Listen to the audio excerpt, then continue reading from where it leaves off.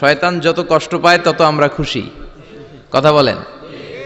শয়তান এই পৃথিবীতে সবচেয়ে বেশি মাজলুল হয়েছিল, অপদস্থ অপমানিত হয়েছিল দুইটা দিনে।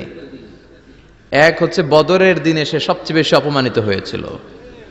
বদরের ময়দানে যখন আকাশ থেকে ফেরেশতা বাহিনী মুসলমানদের সাপোর্ট করার জন্য একে একে নামছিল, তখন শয়তান নিজেকে সবচেয়ে বেশি অপমান বোধ করছিল। আর দ্বিতীয়ত শয়তান সবচেয়ে বেশি লাঞ্ছিত হয় যখন আরাফাতের ময়দানে আল্লাহ তাআলা লক্ষ লক্ষ বান্দাকে ক্ষমার ঘোষণা দেয়। সুবহানাল্লাহ কইবেন না? খায়রু আইয়ামিল আরদ, পৃথিবীর সবচাইতে শ্রেষ্ঠ দিন কোন দিন? আরাফার দিন।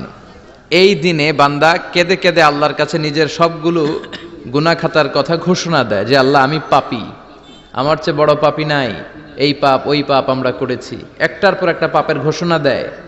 আর আল্লাহ এত খুশি হতে থাকে, সব শেষে আরাফার দিনের সূর্য ডোবার আগেই আল্লাহ আরাফার ময়দানের হাজীদেরকে মাফ করার ঘোষণা দিয়ে দেয়। এই দুই দিন শয়তান নিজেকে সবচেয়ে বেশি অপমানিত ফিল করে, অপদস্থ ফিল করে। অনুরূপভাবে 365 দিনের প্রতিদিনই বান্দা যখন আল্লাহর কাছে ক্ষমা চায়, আল্লাহ তখন খুশি হয়ে যায়। সুবহানাল্লাহ পড়েন। আর শয়তান নারাজ হয়ে যায়। আমাদের মিশন হচ্ছে আমরা আল্লাহরে খুশি করতে চাই, আর শয়তানের বিরুদ্ধে আমাদের অবস্থান। চিল্লায় বলেন ঠিক কিনা? এজন্য সব সময় প্রশংসা করব কার? শুকর গুজার হব আল্লাহর জন্য, ঠিক কিনা? বিশ্বনবী বলতেন আল্লাহুম্মা জাআলনি সাবুরা ওয়া জাআলনি শাকুরা ওয়া জাআলনি ফি আইনি সগীরা ওয়া ফি আয়ুনিন নাসি কাবীরা। হে আল্লাহ, আপনি আমারে ধৈর্যশীল বানান। আমিন। আমাদের ধৈর্য নাই, অল্পে আমরা অস্থির। আছে না নাই? এই দেশের মানুষ খুব বেশি অস্থির, বাংলাদেশের মানুষ খুব বেশি অস্থির। আমি পৃথিবীর অনেক দেশে ঘুরেছি, সেখানে দেখেছি মানুষজন খুব ধীরস্থিরভাবে কাজ করতে পছন্দ করে। সুপার শপে যদি কিনতে যায়, they maintain the queue in super shop. Super শপে লম্বা লাইন, সবাই যে ওখানে ভদ্রভাবে দাঁড়ায়, একজনের পর একজন যাবে। টিকিট কাটতে যাবে, লম্বা লাইন, একজনের পর একজন দাঁড়ায়, একজন যাবে আরেকজন। তো ওখানে যদি কোনো বাঙালি থাকে তখন দেখা যায় তার অস্থিরতা। কেন সামনে এত লাইন, এত সময় লাগে কেন, আমি কখন পাবো, আমার কি হবে? অস্থিরতা আছে না নাই? মানে সে পারে না সামনে সবাইকে ডিঙ্গিয়ে আগে যে টাকা পে করবে, আগে যে টিকিট কাটবে। এই অস্থিরতা আমাদের কমাইতে হবে, ধৈর্যশীল হতে হবে। গোটা বিশ্বব্যাপী আমাদের এই বাংলাদেশের মানুষের এই বদনাম যে আমরা অস্থির প্রকৃতির, আমরা ঠান্ডা মাথায় ভাবি না। ঠান্ডা মাথায় ভাবতে হবে, ধৈর্যশীল হতে হবে। ইন্নামা সাবরু ইনদা সাদামাতিল উলা। বিষ্ণু বলেছেন বিপদের প্রথম ধাক্কায় যে সবর ধারণ করতে পারে সেই তো সবুর। এজন্য বিষ্ণু দোয়া করতেন আল্লাহুম্মা জাআলনি সাবুরা, আল্লাহ আপনি আমারে ধৈর্যশীল বানান। আমিন। ওয়া জাআলনি শাকুরা, আপনি আমার শুকর গুজার বান্দা বানান। বিশ্বনবীর চেয়ে ধৈর্যশীল, বিশ্বনবীর চেয়ে শুকর গুজার পৃথিবীর কেউ আছে? নাই। কথা বলেন। এমন তাবৎ কোনো অত্যাচার নাই যে অত্যাচার বিশ্বনবীর উপর করা হয় নাই। বিশ্বনবী মক্কার জামিনে যখন দাওয়াত দিতে লাগলেন, ওনারে পাগল বলা হতো, বলা হতো তুমি পাগল, বলা হতো মুহাম্মদ একটা কবি, বলা হতো মুহাম্মদ হচ্ছে গণক। বিশ্বনবী যখন রুকু দিতেন, সিজদায় চলে যেতেন, উটের পচা নারী ভুরি এনে বিশ্বনবীর কাঁধে ফেলে রাখা হতো। বিশ্বনবীর গলার মধ্যে রশি ধরে টান দেয়া হতো। কয়েকবার বিশ্বনবীর এই ঘাড়ের এই চামড়া ছিঁড়ে গিয়েছে, একবার চাদর টান দেওয়ার কারণে, আরেকবার রশি টান দেওয়ার কারণে। বিশ্বনবী কিছুই বলেন নাই, ক্ষমা করে দিয়েছেন। যেই মক্কার শত্রুরা বিশ্বনবীকে মক্কা থেকে বিতাড়িত করেছেন, এবং যেই রাতে উনি হিজরত করলেন, মাইগ্রেট করলেন, উনি কেঁদে কেঁদে বারবার মক্কার দিকে ফিরে তাকায়, আবার যায়, আবার ফিরে তাকায়, মাতৃভূমির মায়া ছাড়তে পারছেন না। আর বলছিলেন মক্কা তো আহাব্বুল বিলাদ ইলাইয়া, মক্কা আমার কাছে সবচেয়ে প্রিয় শহর। লাউলা উখরিজতু লামা খরাজতু মিনহা, আমার যদি বের করে না দেয়া হতো এই শহর থেকে, আমি কোনোদিন এই শহর থেকে বেরোতাম না। এত ভালোবাসতেন বিশ্বনবী মক্কাতুল মুকাররমাকে। ধৈর্যশীল ছিলেন। এত অত্যাচার অনাচারের পরে যখন মক্কা বিজয়ের ক্ষণ আসলো, এই মক্কাকে বিশ্বনবীর করতলগত করে দিল কে? ফাতে মক্কা হলো। বিশ্বনবী চাইলে পিছে পিছে প্রতিটা কাফের মুশরিককে শেষ করে দিতে পারতেন, ঠিক কিনা? কিন্তু বিশ্বনবী বললেন লা তাসরিবা আলাইকুমুল ইয়াউম ইযহাবু আনতুমুত তুলাকা, কোন রিভেঞ্জ চলবে না আজকে, কোনো প্রতিশোধ নাই। একেবারে বড় যুদ্ধাপরাধী যারা, মারাত্মক যারা অফেন্স করেছে, তাদেরকে শাস্তির আওতায় আনা হবে, বাকি সবাইকে আমি ক্ষমা করে দিলাম। In the long history of the world, there is no instance of magnanimity and forgiveness which was showed by our beloved Prophet Muhammad when all of his enemies laid under his feet and he forgave them one and all. পৃথিবীর ইতিহাসে এরকম নজির কোথাও পাওয়া যায় না, যাকে এত অত্যাচার করে বিতাড়িত করা হয়েছে, নির্বাসন দেয়া হয়েছে, হিজরতে বাধ্য করা হয়েছে।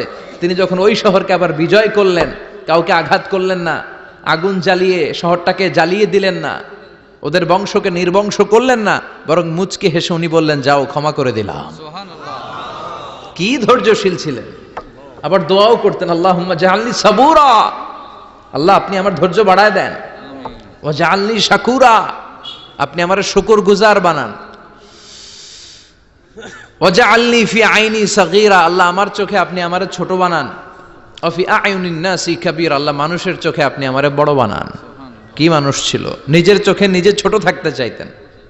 আমরা নিজের চোখে নিজের বড় মনে করি, এরকম ডাকাইত আছে না নাই? নিজেরাই নিজে মনে করে কত বড় সাহেব, লাট সাহেব। মান তাওয়াদা তারাফা, এটা হচ্ছে সুন্নাতুল্লাহি ফিল আরদ। মান তাওয়াদা তারাফা, যে নিচে নেমে থাকতে চায় আল্লাহ ওরা টেনে উপরে উঠায়, আর যে খালি উঠতে চায়, হিংসা করে অহংকার করে উপরে ঠেলতে চায়, ওরা নিচে নামায় দেয় কে? সাইয়েদনা আদমকে আল্লাহ বললেন, আদম সাল্লিম আলা উলাইকান নাফার লাম্মা খালাকাল্লাহু আদামা ওয়া কানা তুলহু 60 যিরাআন। নিচে নেমে গেলে যে উপরে ওঠে, আর উপরে উঠতে চাইলে যে নিচে নামে, উদাহরণ দেখেন। আদম আলাইহিস সালামকে তৈরির পর আল্লাহ বললেন, আদম সাল্লিম আলা উলাইকান নাফার, এই ফেরেশতাদের সালাম দাও। কি দাও? সালাম দাও। কোনো প্রশ্ন নাই, আল্লাহ সালাম দিব কেন? ফেরেশতারা আমারে দিব না কেন? আমি আগে দিব কেন? কথা আছে কোনো? যেই সালাম দিলেন, সালাম দেওয়ার সাথে সাথে ওনার মর্যাদা বাড়িয়ে দিল কে? এত মর্যাদা বাড়ালেন যে নূরের ফেরেশতারা মাটির আদমকে সেজদা দিতে বাধ্য হয়েছে। চিৎকার করে বলেন ঠিক কিনা? তুমি মাটির আদমকে প্রথম সৃষ্টি করিয়া ঘোষণা করিয়া দিলে শ্রেষ্ঠ বলিয়া, তাই তো নূরের ফেরেশতা করে আদমকে সেজদা, সবার চেয়ে সম্মান দিলে মাটির আদমকে। আল্লাহু আল্লাহু পড়েন, আল্লাহু আল্লাহু তুমি জাল্লে জালালুহু, শেষ করা তো যায় না গে তোমার গুণগান। আল্লাহু আল্লাহু, সুবহানাল্লাহ পড়েন। কি সম্মান আল্লাহ বাড়াই দিলেন। আল্লাহ বললেন, আদম আজকে থেকে তুমি আশরাফুল মাখলুকাত, তুমি খলিফাতুল্লাহ ফিল আরদ, তুমি পৃথিবীতে আমার খলিফা, ভাইস জেরেন্ট অফ আল্লাহ। আল্লাহর খলিফা, আল্লাহর আহকামগুলো পালনের জন্য ভাইস জেরেন্ট। চুরি করলে হাত কেটে দাও, কার আইন? এই কাজ আদম তুমি দুনিয়াতে যেয়ে করবা। জিনা করলে ডেথ পেনাল্টি, হেড অফ, শিরোচ্ছেদ করে দাও, কার আইন? খলিফা হিসেবে মানুষ এসে করবে। মানুষকে আল্লাহ আশরাফুল মাখলুকাত বানিয়ে দিলেন, নিচু হয়েছে বড় বানিয়ে দিলেন। আর শয়তানের অবস্থা কি? শয়তানকে আল্লাহ বললেন সেজদা দে আদমকে। শয়তান যুক্তি দাঁড় করিয়েছে, খালাকতাহু মিন তিন খালাকতানি মিন নার ওয়া খালাকতাহু মিন তিন। আল্লাহ আপনি আমারে বানাইছেন আগুন দিয়া। কি দিয়া? আগুনের ধর্ম উপরের দিকে ওঠে, আর মাটির ধর্ম সে নিচে পড়ে থাকে, আমি কেন সেজদা দেব? শয়তানকে চিরকালের জন্য ইবলিস মালউন, অভিশপ্ত আর জাহান্নামী হিসেবে ঘোষণা দিয়ে দিল কে? এজন্য আপনি ছোট থাকতে চাইবেন, আপনারে বড় বানাবে কে? আর আপনি নিজে যদি বলেন আমি বড়, থাপ্পড় মেরে আপনারে নিচে নামাই দিবে কে? এজন্য বিশ্বনবী দোয়ায় বলতেন, আল্লাহুম্মা জাআলনি সাবুরা ওয়াজআলনি শাকুরা ওয়াজআলনি ফি আইনি সাগীরা ওয়া ফি আয়ুনিন নাসি কাবীরা। ও আল্লাহ, আপনি আমারে ধৈর্যশীল বানান, আপনি আমারে শুকরগুজার বান্দা বানান, আমার চোখে আমারে আপনি ছোট বানান, মানুষের চোখে আপনি আমারে বড় বানান। সুবহানাল্লাহ পড়েন। এজন্য সবসময় শুকরগুজার থাকার চেষ্টা করতে হবে। রাজি আছেন তো? যে কোনো মুহূর্তে, যে কোনো পরিস্থিতিতে আমরা শুকরিয়া করব কার? চিল্লায় বলেন কার? আমরা যেন বেশি বেশি আল্লাহ তাআলার শুকরিয়া আদায় করতে পারি। আল্লাহ তুমি তৌফিক দাও। সবাই পড়ি আমিন।